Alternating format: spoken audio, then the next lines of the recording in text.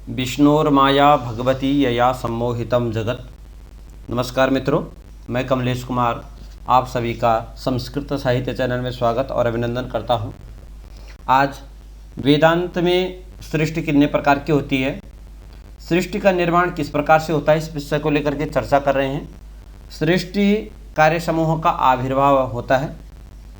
माया से आच्छन्न महाचैतन्य ही अर्थात वह परब्रह्म ही इस जगत का निमित्त और उपादान दोनों कारण हैं। यह माया विच्छिन्न अर्थात माया से जो अवच्छिन्न है चैतन्य ही अपनी प्रधानता से इस जगत का निमित्त कारण है और अपनी उपाधिभूत अज्ञान की प्रधानता से उपादान कारण भी है। अद्वैत वेदांत में दो शक्तियों की चर्चा की गई है। शक्ति द्वयम ही माया या विक्षेपावृत्ति रूपकम। इन दोनों शक्तियों से आच्छन्न चैतन्य ही समस्त सृष्टि की उत्पत्ति का कारण होता है। जैसे कोई मकड़ी अपने जाला बुनने समेटने में आत्मनिर्भर होती है, वह अपनी प्रधानता से निमित्त और शरीर की प्रधानता से उपादान कारण बनती है।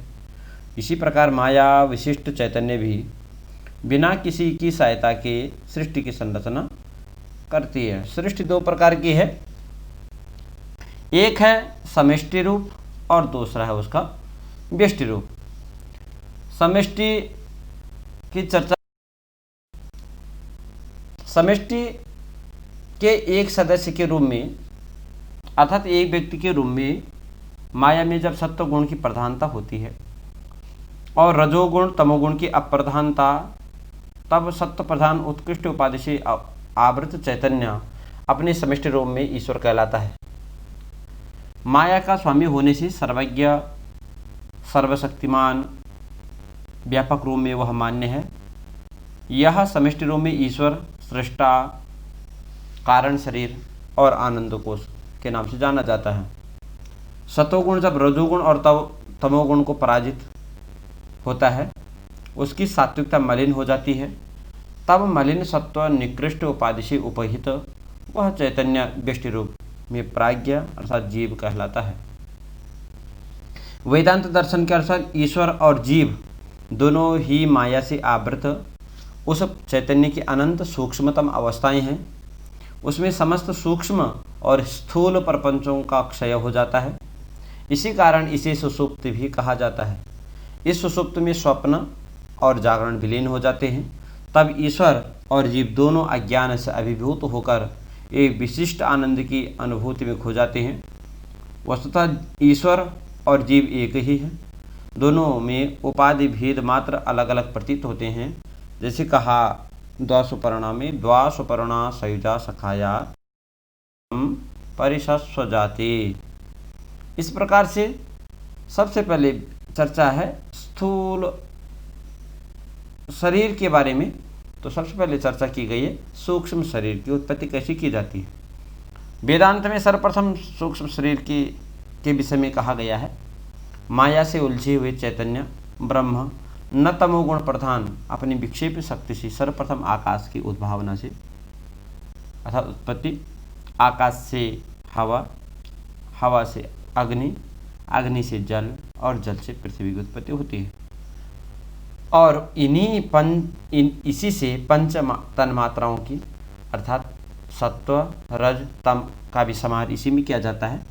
पुनः आकाश के सात्विक अंश से श्रोत्र, वायु के सात्विक अंश से त्वक, अग्नि के सात्विक अंश से चक्षु, जल के सात्विक अंश से रसना और पृथ्वी के सात्विक अंश से गंध तथा घ्राण, ये पंच इंद्रियां उत्पन्न होती हैं। आकाश आदि पंचभूतों के समष्टि रूप सात्विक अंश से चार वृत्तियां होती हैं।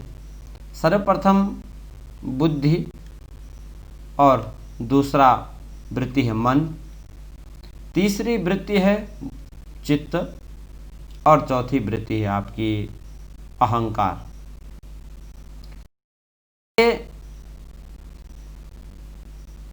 बुद्धि किसे कहते हैं? तो बुद्धि के बारे में कह रहे हैं कि निश्चयात्मिका वृत्ति बुद्धि है।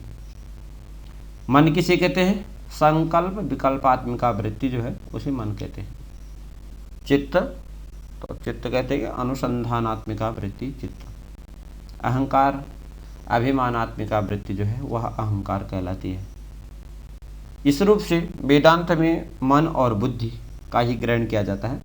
चित्त और अहंकार इन दोनों में ही समाहित हैं। इस प्रकार से पंच ज्ञानेन्द्रिय अर्थात श्रोत्र, त्वक, चक्षु, जिह्वा, घ्राण और बुद्धि के योग से विज्ञानमय कोश बनता है।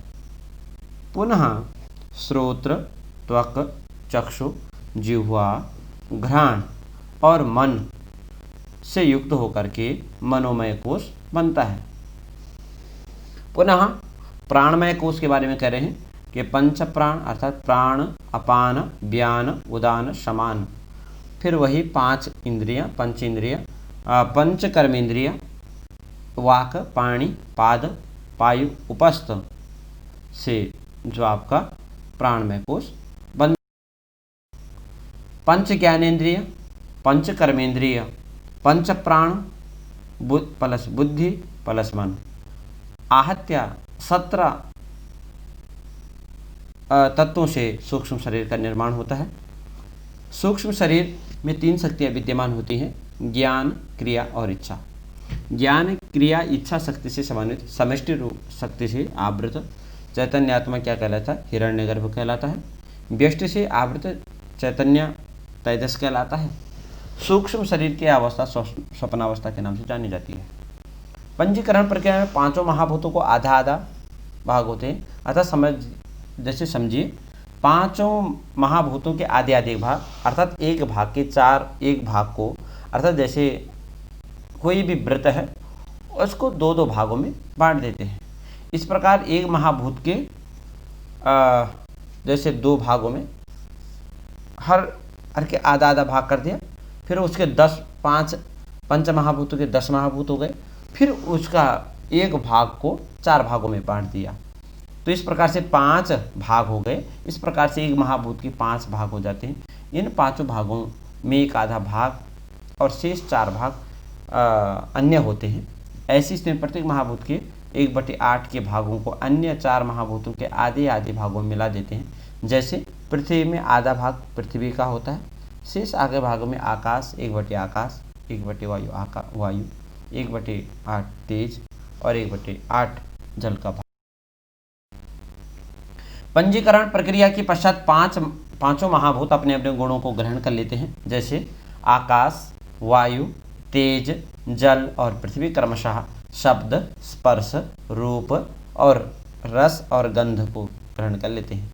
पंजीकरण की दशा में आकाश से शब्द, वायु से शब्द और स्पर्श, तेज से शब्द, स्पर्श और रूप, जल से शब्द, स्पर्श, रूप और रस और तथा पृथ्वी से शब्द, स्पर्श, रूप, रस और गंध के गुण पाए जाते हैं। स्थूल शरीर की उत्पत्ति कैसे होती है?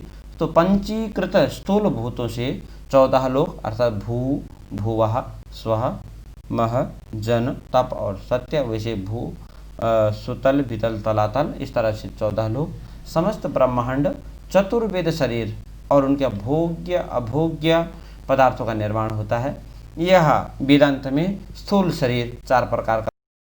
सबसे पहले है जरायुज अर्थात जो पिंड से उत्पन्न होते हैं, जैसे मनुष्य, पशु। दूसरे हैं अंडज जो अंडे से पैदा होते हैं, जैसे पक्षी, सर्प इत्यादि। और तीसरा है स्वेदज जो पसीने आदि अर्थात गर्मी के कारण उत्पन्न होते हैं, जैसे मच्छर, खटमल, जुएं। और चौथा उद्भिज जैसे पेड़ पौधे इत्यादि। प्रलय सर्ग की विपरीत अवस्था का नाम है। प्रलय काल में कार्य अपने कारण में विलीन हो जाता है। स्थूल सूक्ष्म शरीर में, सूक्ष्म कारण शरीर में और कारण शरीर माया में, माया ब्रह्म में लीन हो जाती है। अंत में ब्रह्म चैतन्य ही रहता है। अस्तु, धन्यवाद।